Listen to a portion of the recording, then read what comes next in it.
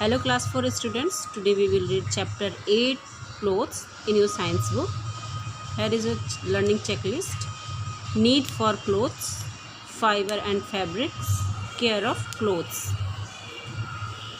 Let's get started.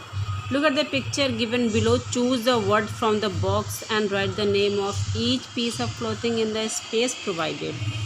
इसमें आपको कुछ ये नाम दिए हुए हैं गारमेंट्स के और उनके पिक्चर्स दिए हुए हैं और आपको इन क्लोथिंग्स को आइडेंटिफाई करके उनके नेम इसमें से जो यहाँ पर उन्होंने जो है स्पेस दिया है यहाँ पे आपको फिल करना है।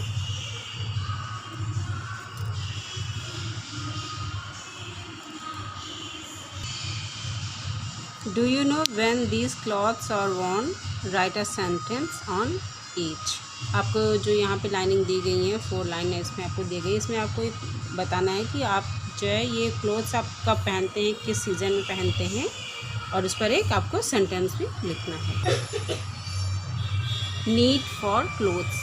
Clothes are also one of our basic need like food and shelter. जिस तरह से हमें फूड और शेल्टर मतलब घर की ज़रूरत होती है, उसी तरह से हमारी बेसिक नीड क्लोथ भी है। हमें कपड़ों की भी ज़रूरत बिल्कुल अपने खाने और अपने घर की ही तरह होती है, ये हमारी बेसिक नीड है। Early human use to cover their bodies with leaves of bark of trees and skin of dead animals. पुराने मतलब कि जल्दी जब जो है हमारी डेवलपमेंट के स्टार्टिंग में ह्यूमंस अपनी बॉडी को लीव से या फिर जो पेड़ों की जो छाल होती है, बार्क्स ऑफ ट्रीज मतलब जो पेड़ों की छाल होती है, और स्किन ऑफ डेड एनिमल्स मतलब मरे हुए जानवरों की खाल से वो अपने आप को वो कवर करते थे, अपनी बॉडी को कवर करते थे। As time progress human being learn how to weave and stitch and started wearing stitched clothes. जैसे जैसे टाइम प्रोग्रेस किया, टाइम बीता गया, ह्यूमन ने जो है सीखा कि कैसे कपड़ों को बुनना और सिला जाता है और उसने सिले हुए कपड़ों को पहनना शुरू कर दिया। Importance of clothes. Let us look at the importance of cloth in our daily life. Protection.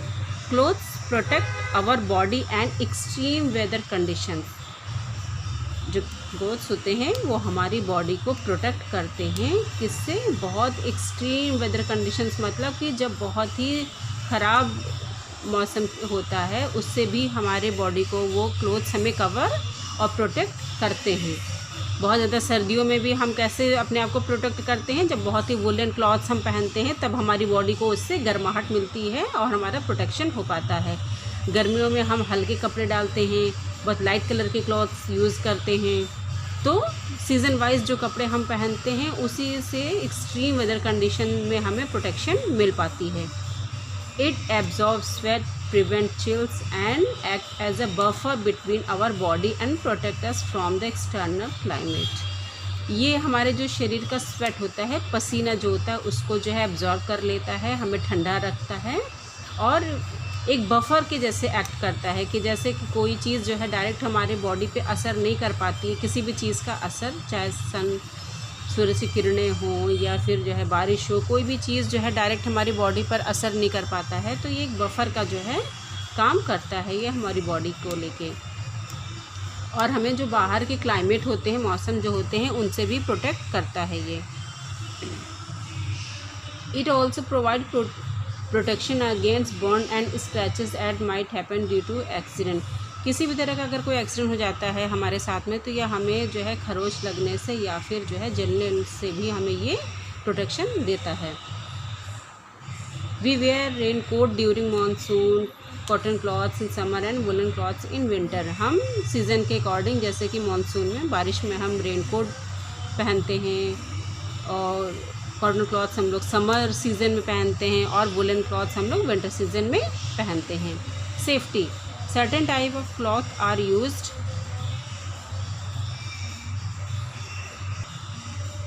Safety. Certain type of clothing are वॉन्ट to protect our self from injury. कुछ सर्टेन टाइप के क्लॉथ्स होते हैं जो कि हमें हम लोगों को वो इंजरी मतलब दुर्घटनाओं से या चोट लगने से वो हमें बचाते हैं। For example, fire fighters were asbestos clothing which do not catch fire, a cyclist wear a helmet, police officers wear bulletproof vest। जो फायर फाइटर्स होते हैं वो एक स्पेशल तरह का क्लॉथ पहनते हैं जिससे कि वो उसको एस्बेस्टॉस क्लॉथ कहते हैं। ये इस टाइप का होता है कि इसमें जो है इस तरह के कपड़ों में, क्लॉथ्स में जो है आग नहीं पकड़ती। तो वो जो है जो फायर फाइटर्स होते हैं जो वो ड्रेस पहनते हैं वो ऐसे स्पेशल क्वालिटी की होती है जिससे कि उनको अगर आग जो है पकड़ ना पाए, उनके कपड़ों में आग ना लगने पाए।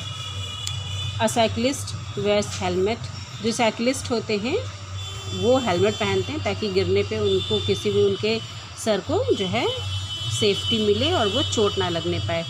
Police officers wear bullet proof vest, जो पुलिस ऑफिसर्स होते हैं वो बुलेट प्रूफ वेस्ट पहनते हैं। आप पुलिस ऑफिसर्स को देखते होंगे ना कि वो जो उनके वेस्ट होते हैं वो बुलेट प्रूफ रहते हैं ताकि उनको जो है कोई भी गोली न लगने पाए। Uniform,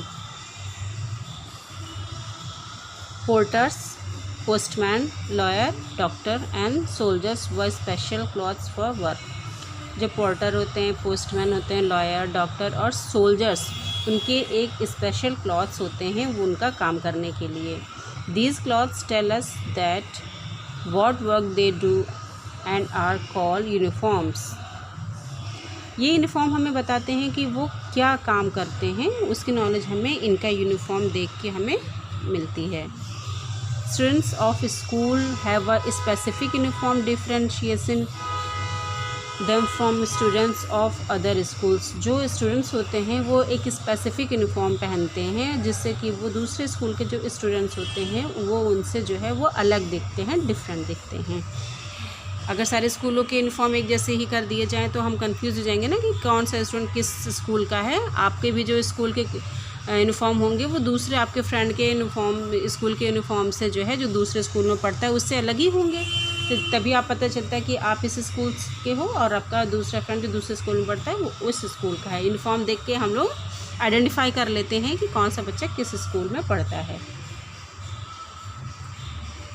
sanitation, clothes made up particular quality prevent infection and contamination.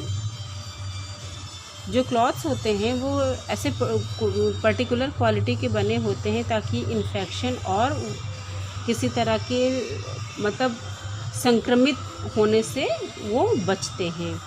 Surgeon wear specific clothes such as gloves, aprons, cap and face mask to avoid contamination. जो सर्जन होते हैं जो ऑपरेशन करते हैं वो एक स्पेसिफिक तरह के क्लॉथ पहनते हैं जैसे कि ग्लव्स हो गया, एप्रॉन्स हो गया, cap and face mask to avoid contamination, जिससे कि जो है उनको किसी भी तरह के गंदगी ना टच कर पाए, कोई जो है संक्रमित मतलब वो संक्रमित ना हो जाए, सामने वालों को अगर कोई बीमारी है तो वो उनको टच नहीं होने पाए। सैनिटेशन मीन्स होता है कि जो है जो हम मतलब कि गंदगी का ऐसा कुछ अगर काम कर रहे होते हैं या ऐसा कोई काम कर रहे होते हैं जो कि हमारा जिससे हम टच होके हमें मतलब किसी तरह का संक्रमण हो सकता है, अपवित्रता हो सकती है, तो जो है ऐसे क्लॉथ्स को हम लोग सैनिटेशन क्लॉथ्स कहते हैं। Identification, certain types of clothes are specific to certain places in India. कुछ टाइप इंडिया में कुछ जो है अलग अलग जगहों पे अलग अलग टाइप के कुछ ऐसे क्लॉथ्स पहने जाते हैं जो कि हम उनके क्लॉथ देख के आइडेंटिफाई कर लेते हैं कि वो उस जगह का इंसान है। In India each state has its on traditional wear. India में आपको पता है कि इतने स्टेट्स हैं और हर स्टेट का अपना एक ट्रेडिशनल वेयर होता है, उनका अपना पारंपरिक पहनावा होता है। North The clothes worn by people living in Kashmir, Northeast India and Kerala are different because the weather in these regions is different.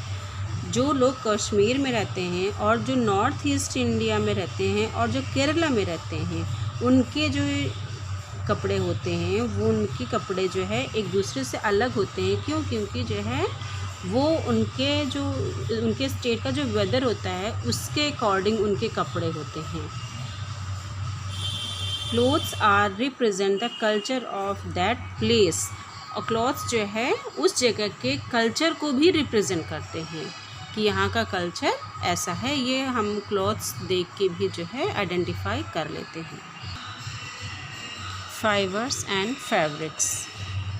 Fibres are long thin hair like thread that can be made into a fabric by weaving or knitting. जो fibre होते हैं वो एक लंबे पतले like hair, जैसे हमारे बाल होते हैं ना, वैसे जो है थ्रेड्स होते हैं, जिससे कि हम जो है फैब्रिक बनाने में यूज़ करते हैं। उसको बुन के या फिर जो है मतलब कि बुनने, जैसे बुनने में होता है what is the meaning of weaving, a method by which fabric are made by crossing two or more fibres or thread together. वो मेथड जिससे कि जो है हम थ्रेड से जो है उनको आपस में क्रॉस करके, जो हमारे थ्रेड्स होते हैं उनको आपस में क्रॉस करके जिस तरह से हम कपड़ों को बनाते हैं उसको वेविंग बोलते हैं। और नाइटिंग होता है, जैसे कि आप देखते होंगे ना कि मम्मा लोग स्वेटर बुनती हैं, तो उससे स्वेटर बुनने की जो उनको जो है हम लोग नाइटिंग बोलते हैं। What is the meaning of नाइटिंग? A method by which a clothing is made by interlocking loops of a single और मोर लॉन्ग थ्रेड्स। मतलब इसमें जो है इंटरलॉकिंग, एक दूसरे को आपस में लॉक करके हम लोग जो है कोई भी क्लॉथ्स बनाते हैं, और वो मतलब सिंगल थ्रेड से भी बन सकता है और मैनी मोर थ्रेड, मतलब इसमें सिंगल भी यूज़ हो सकता है और जो है कि डिफरेंट कलर के भी थ्रेड यूज़ हो सकते हैं। Natural fibre obtain from natural sources such as plant and animals are called natural fibres. जो फाइबर्स हमें नेचुरल सोर्सेज से लाइक प्लांट्स और एनिमल से मिलते हैं उनको हम लोग नेचुरल फाइबर्स बोलते हैं। For example, we get cotton, jute and linen from plants and wool and silk from animal। हमें कॉटन, जूट और लाइनन ये हमें प्लांट से मिलता है, और वूल और सिल्क हमें ये एनिमल से मिलता है। आप ये देख रहे हैं ना, कॉटन, जैसे यहाँ पे एक फ्रॉक है, ये किससे बना है? ये हमारा कॉटन थ्रेड से बना है, और वो हमें किससे मिला है? कॉटन। ये आप इसका कॉटन के फ्लावर है ये, तो कॉटन के जो है ट्री से हमें, कॉटन के प्लांट से हमें ये कॉटन मिलता है, जिससे कि ये फ्रॉक बनी है कॉटन की। जूट, अभी जूट का बैग देख रहे हैं, तो jute material from jute plant, हमें जूट जो मिलता है वो जूट प्लांट से मिलता है। सिल्क फ्रॉम सिल्क वॉर्म, क्या आप सिल्क की साड़ी देख रहे हैं, ये किससे बना है? सिल्क वॉर्म, इसका एक कीड़ा होता है, उससे हमें ये सिल्क ऑब्टेन होता है। वूल फ्रॉम शिप से हमें जो है वूल मिलती है, जिससे कि हमारे वूलन क्लॉथ्स बनते हैं। Synthetic or non made fibre are that are not found in nature are but are made by human beings are called synthetic or man made fibres. जो सिंथेटिक हमें नेचुरल तरीके से नहीं मिलते हैं, बल्कि वो ह्यूमन से बनाए गए होते हैं, मतलब इंसानों के ज़रिए वो क्लॉथ्स बनाए गए होते हैं। ऐसे कपड़ों को हम लोग जो है फाइबर्स को हम लोग synthetic or man made fibre बोलते हैं, जो कि हमें नेचर से नहीं मिलते हैं, बल्कि उसको जो है ह्यूमंस खुद बनाते हैं। Like nylon, polyester, terylene and rayon are some examples of synthetic fibres. ये हमारे जो है सिंथेटिक फाइबर्स के कुछ एग्जांपल हैं। आप ये पॉलिस्टर क्लॉथ देख रहे हैं और टेरिलाइन की जैकेट देख रहे हैं। Synthetic fibre are strong and they last long. जो सिंथेटिक फाइबर होते हैं वो बहुत स्ट्रॉन्ग होते हैं, बहुत मजबूत होते हैं, और वो लंबा चलते हैं, वो उनकी लाइफ जो है लंबी होती है। Their colours do not fade, they can be stretch easily, are water proof and wrinkle free. उनके कलर भी फेड नहीं होते हैं और वो स्ट्रेच भी बड़े आसानी से हो जाते हैं, मतलब खिंच जाते हैं जो है, और वाटर प्रूफ होते हैं और वो रिंकल फ्री होते हैं, उनमें सिकुड़न भी नहीं आती है।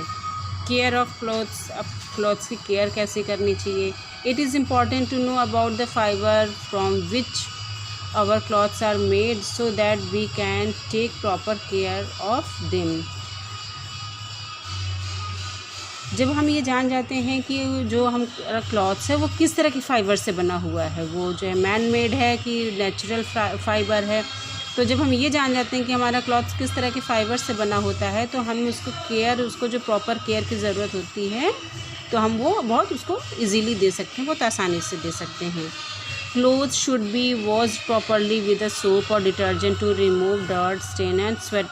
हमारे जो क्लोथ्स हैं उनको हमें प्रॉपरली किससे वॉश करना चाहिए, सोप से या फिर डिटर्जेंट से। क्यों? क्योंकि जिससे जो उसकी डर्ट है, मतलब गंदगी है, जो दाग धब्बे हैं, और जो स्वेट है, जो हमारा पसीना उसमें लग जाता है, जिससे कि वो क्लीन हो सके। Wearing clean clothes help us to stay healthy, और क्लीन क्लॉथ्स पहनने से हम जो है खुद को हेल्दी भी रख सकते हैं। After washing clothes should be dried properly, कपड़े धोने के बाद हमें उन्हें अच्छे से सुखाना भी चाहिए। क्लोथ्स में हैव रिंकल आफ्टर वॉशिंग, कपड़े धोने के बाद उसमें क्या हो सकते हैं, रिंकल भी आ सकते हैं, उसमें सिकुड़न भी हो जाती है। So there should not iron to make them look neat, तो सॉरी दे शुड बी, उन्हें जो है अगर उसमें रिंकल आ गए कपड़ों में वॉश करने के बाद, तो उन्हें जो है हमें आयरन कर लेना चाहिए, ताकि जो है हमें वो अच्छे दिख सके। जब हम उनको पहने ऐसे, अगर हम ऐसे सिकुड़े हुए कपड़ों को पहनेंगे तो हम कैसे लगेंगे, गंदे गंदे से, लेकिन हम उनको जब आयरन कर लेंगे तो हम बिल्कुल साफ़ सुथरे और अच्छे से जो है गुड लुकिंग लगेंगे।